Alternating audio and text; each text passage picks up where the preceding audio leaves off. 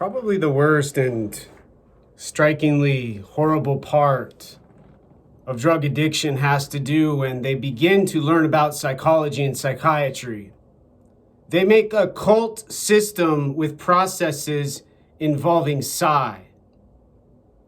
And what they do has to do with a word they find culturally respectable. And then they say they're autistic.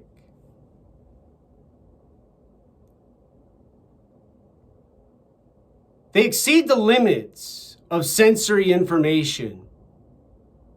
In other words, saying what they're doing has to do with a disorder they decide should be chosen for their funding for their free service now, provided by taxes and a government. I could care less whose president runs in a White House now.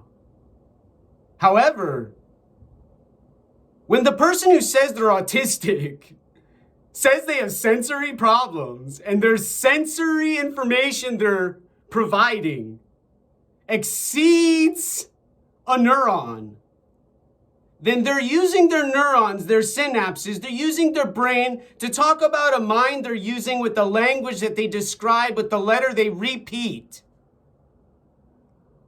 over and over again, using time to cause a distraction. And then when there's misdirection and confusion, they say dominance. To have more Social Security money now, in other words, causing mental health problems, in other words, repeating again now. And they continue, not only repetitively, insisting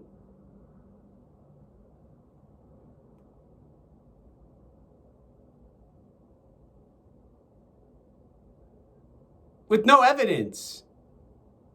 No thousands into tens of thousands of dollars spent on learning about neuroscience and having to be autistic in a socialism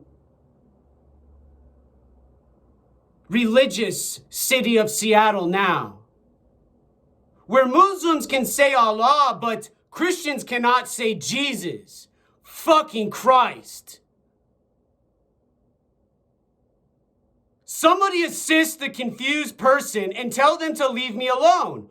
Or you also leave me the fuck alone and stop fucking talking to a wall.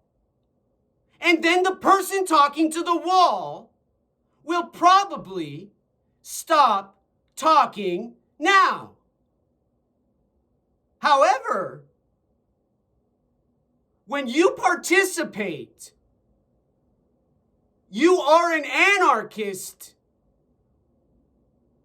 and you are going to cause genocide, mass murder and killing, rape and suffering,